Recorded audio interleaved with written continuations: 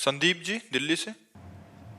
राधे राधे। राधे राधे महाराज जी। महाराज जी, कई बार नाम जब वो पूजा के दौरान काम व क्रोध का वेग आ जाता है, फिर मैं उसी समय आपकी छवि का ध्यान करता हूँ तो शांत हो जाता है। लेकिन महाराज जी, जिस छवि का ध्यान मैं करता हूँ, उस छवि में नाम जब कर रहा होता हूँ मैं, और आप लठ लेके मेरे चारों तरफ घूम रहे होते हैं और घुमा रहे होते हैं। ये बात महाराज जी लठ ऐसे में कोई तो अपराध, लेते ले। महाराज जी कह रहे हैं ऐसे में कोई अपराध तो नहीं हो रहा, मेरी वजह से आपका स्वास्थ्य खराब हो रहा है, मेरे को ऐसा लगता है।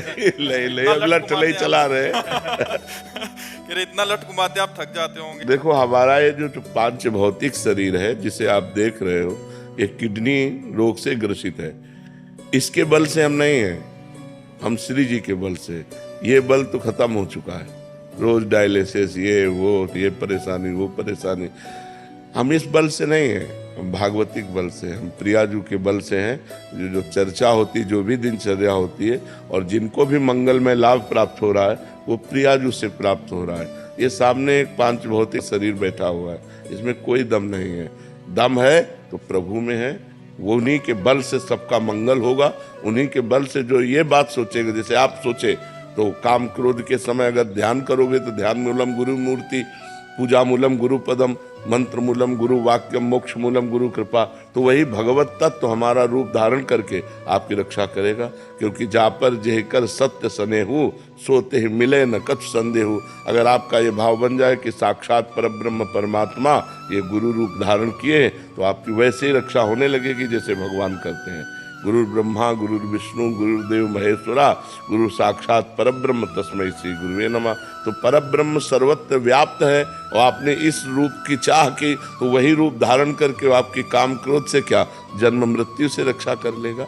खूब नाम जप करो, खूब भगवत चिंतन करो। ये शरीर तो पांच भौतिक नाशवान, आज है कल नहीं रहेगा, इसका तो कोई भरोसा नहीं है, इसका कोई भरोसा नहीं है। ये तो श्वास है, पानी का बुलबुला कब फूट जाए, अंजलि में चाहे जितना जोर से पानी बांधो वो निकल ही जाएगा। ऐसे ही ये बालू का पुल है, ये टूटेगा, इसमें कोई संशय नहीं।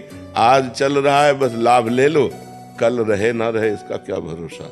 लेकिन हमारी बात मान लोगे तो मंगल हो जाएगा, आपका कल्याण हो जाएगा। शगुन झा जी। गुरु जी, आपके सत्संग में सुना है कि नाम गुरुदेव का नहीं लेना चाहिए, पर महाराज जी आपका नाम हर जगह ही आ जाता है, किताबों में, भजनों में पढ़ती हूँ, सुनती हूँ, भूल। अब जैसे हमसे कोई पूछे कि आपके गुरुदेव का क्या नाम है, तो एक तरह से हम बहुत संकुचित हो जाएंगे, और परम पूज्य प्रातः स्मरणीय श्री अमुक अमुक ऐसे नाम लेंगे, तो अपने जब नाम लेंगे। लेकिन जब और कोई नाम लेता है तो उसके गुरु तो है नहीं। तो गुरुदेव का नाम जब हम लें तो बड़े आदर से लें। लेकिन जैसे हमारे गुरुदेव हरिवंश महाप्रभु भी हैं, तो उनका नाम तो लेते ही हैं। हमारे गुरु राधा है, हम तो राधा राधा कहते हैं। लेकिन अब जैसे प्रगट में हमारे गुरुदेव भगवान है, मतलब अंदर तो नाम उन्हीं का दिया हुआ, उन्हीं का सब कुछ है, लेकिन प्रगट में नाम हम कभी, जब बहुत कोई ऐसा पूज्य जन पूछे तो बहुत मतलब एक संकोच करते हुए फिर नाम, ये मर्यादा है।